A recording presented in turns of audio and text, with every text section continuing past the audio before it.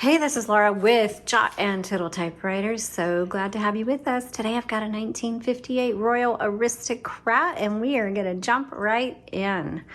So we're gonna do a typewriter tutorial today. This is the original color, it's two-tone. And for those of you interested in purchasing this particular one, I do have up-close images of it, but no, there is somewhere down here.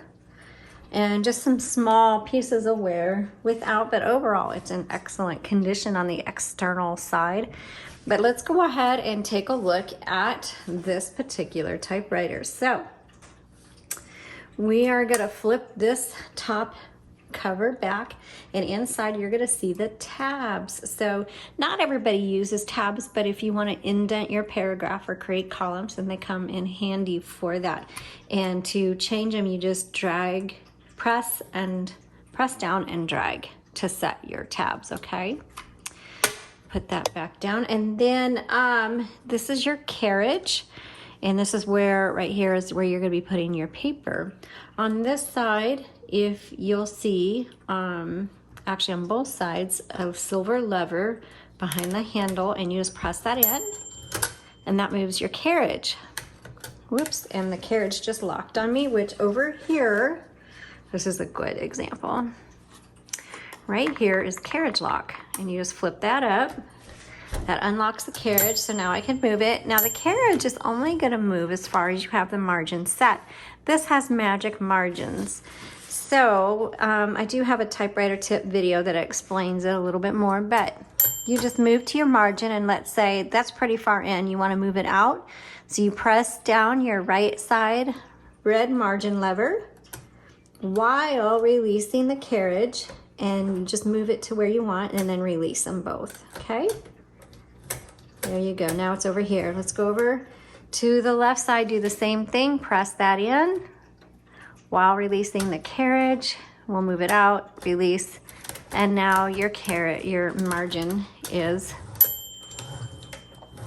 really big. So if you wanna bring those back in, which I do for my demo, just press and press. So when you're bringing the margins in, you simply press.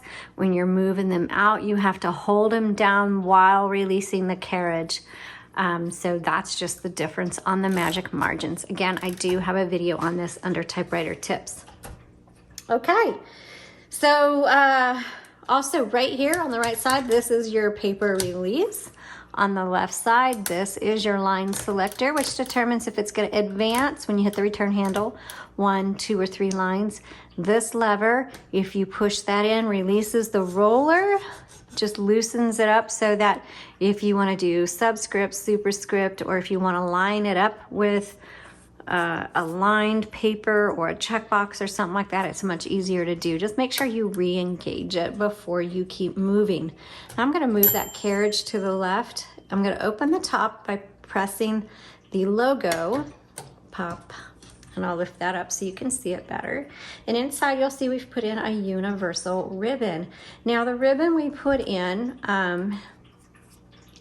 does not have grommets on it, so that means you have to automatically reverse it when you get to the end of the spool. And to do that, you right here. So that's your manual ribbon reversal, and you just go back and forth. Okay. When it's time to change out your ribbon, you just pull it up and pop a new one in. Make sure that it's threaded through properly. I do have an up-close image of this whole escapement area so that you can refer back to it if you need it. And it just, that way you can see how to thread it. Make sure black is on top, red is on bottom. Now there's a lot of ink in that ribbon, so when you get to the end of the spool and you reverse it, you should be able to reverse it many times before you need to replace it. Now, here is your color selector. It's on red right now. You just flip it up to black, and if you go all the way up, it goes to white, which is stencil. You will not use that, and it won't type properly if it's on that selector. So make sure it is firmly on black or red. Just for an FYI, if you're having trouble with your typewriter, before you panic, always check to make sure your ribbon doesn't need to be reversed, or your color selector is, make sure that's properly on a color, because if it's in between or on stencil, it's not going to work well. This is touch control. That just determines how hard these type bars strike your paper. Okay, let's go ahead and put in a piece of paper and we will see how well this types. So we just turn that through like this. And I'm going to use the lowercase l as the number 1, 1958 Royal Aristocrat. And this is a really good typewriter. It's very similar to the Royal Quiet Deluxe. I would say it's kind of a little more of a budget-friendly version of the Royal Quiet Deluxe, but it's still an excellent working typewriter. Let's go ahead and test out all the keys for you.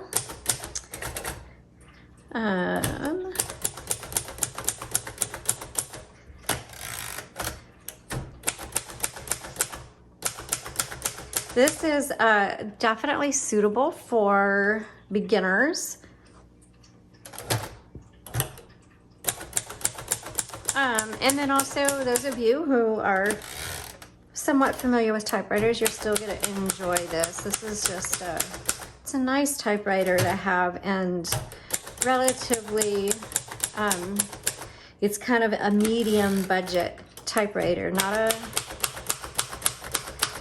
a really inexpensive one, but not an expensive one either. So as far as manual typewriters, it's a good one to get started in the manual typewriting world.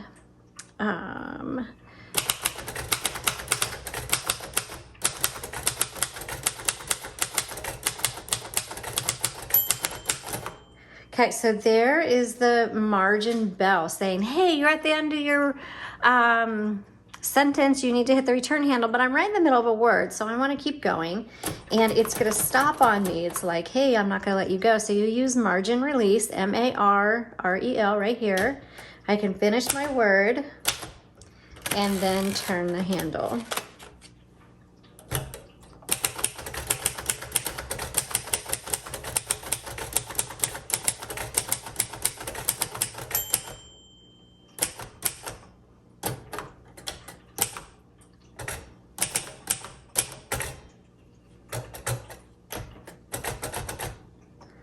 Sorry, I guess you have to make sure that's turned, that you hit that pretty good, because I didn't hit it enough and it typed on top of each other. Okay, I'm going to switch the colors.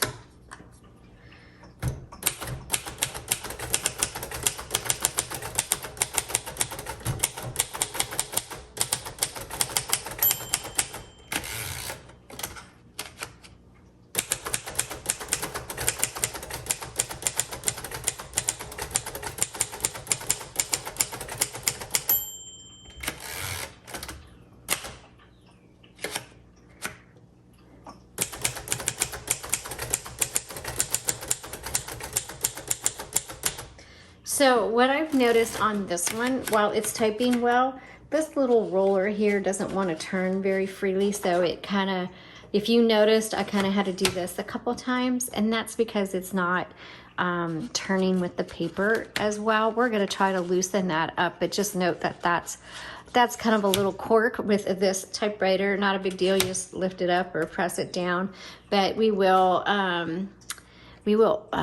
work on this roller to make sure that that rolls or turns properly for you. So overall, a decent typewriter. This is good for longer projects.